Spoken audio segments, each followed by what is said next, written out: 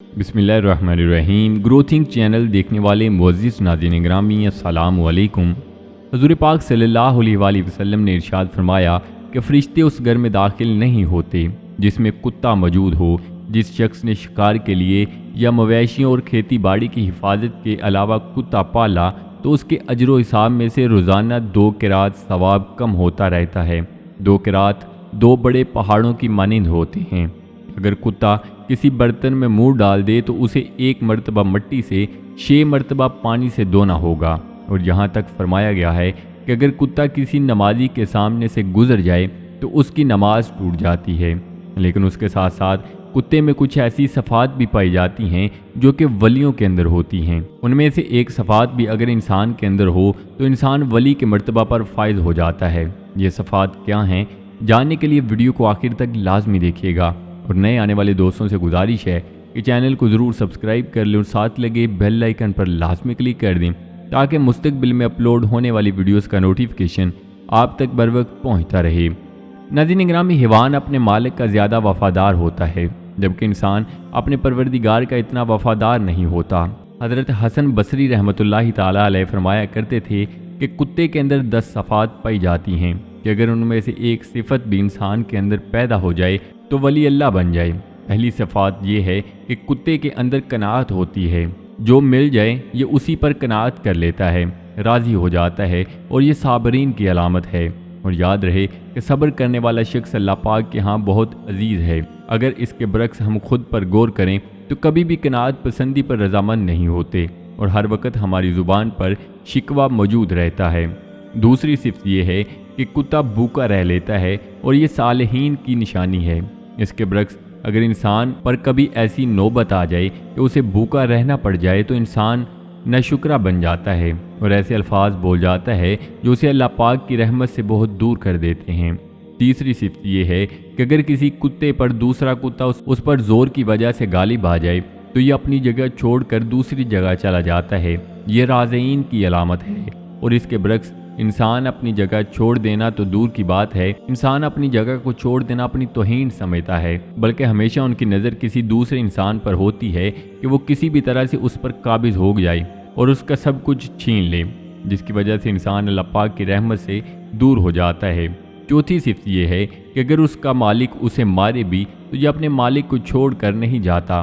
ये सादिकीन की निशानी है। ये इस बात की तरफ इशारा है कि अगर इंसान पर कभी मुश्किल हालात हो जाएं या उसकी ज़िंदगी में कुछ ऐसे वाक़यात रूनुमा हो जाएं जो उसे गमज़दा कर दें तो इंसान खुद को बेयारो मददगार समझ लेता है और वो सोचने लग जाता है कि शायद उसी का कोई मौजूद नहीं जो उसके गम का इजाला बन सके। तो याद रहे कि अल्लाह पाक इंसान की शारक से भी ज़्यादा करीब है और वो अपने बंदे की हर मुश्किल को बेहतरीन तरीके से हल करना जानता है। और जो लोग अल्लाह पाक को अपना मददगार जानकर गमज़दा हालात में भी अल्लाह पाक का शुक्र अदा करते हैं वही लोग सादिकीन बन जाते हैं।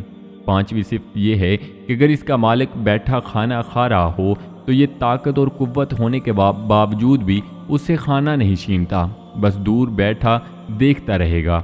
ये मसाकीन की इलामत है और हमारे माशरे में मसाकीन को एक कमतर समझा जाता है, बल्कि ऐसा बिल्कुल नहीं है। मसाकीन सब्र करने वालों को कहा जाता है जो किसी का हक नहीं छीनते बल्कि एक अच्छे मौके की तलाश में होते हैं, वो मौका जब उन्हें रिज़्क अता किया जाना हो। छठी सिफ़त ये है कि अगर इसका मालिक कहीं बैठा हो तो ये उससे दूर उसके जूतों के पास जाकर बैठ जाता है, अदना जगह पर राज़ी हो जाता है। वो ख़ुद को अदना समझने में तौहीन महसूस नहीं करता बल्कि वो इस बात पर राज़ी हो जाता है कि मेरा मालिक ऊंची जगह बैठा है और अगर मैं उसके बराबर बैठूंगा तो ये तौहीन हो जाएगी। और ये मतवाज़ीन की अलामत है। मतवाज़ीन वो होते हैं जो खुद से ज़्यादा किसी को इज़्ज़त देते हैं।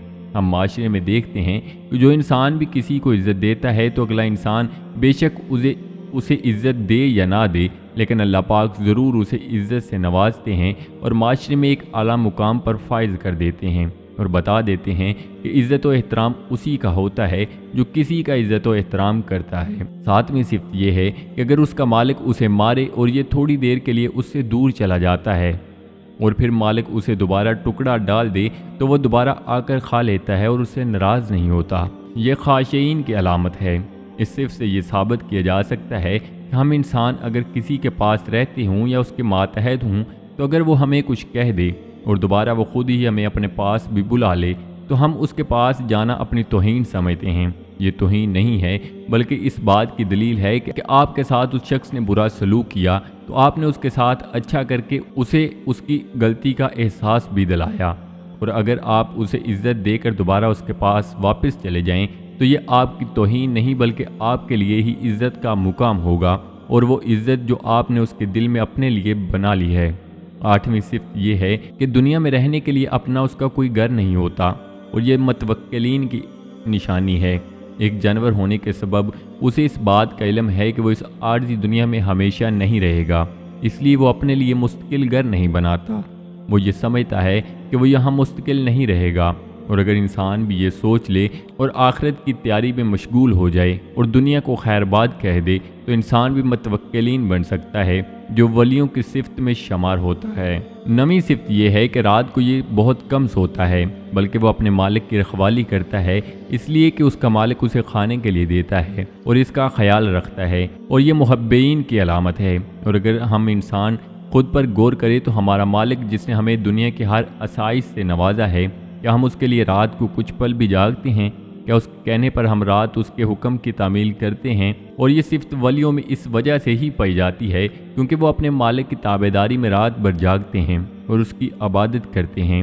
آخری صفت یہ ہے کہ جب یہ مرتا ہے تو اس کی کوئی میراث نہیں ہوتی۔ یہ زاہدین کی علامت ہے۔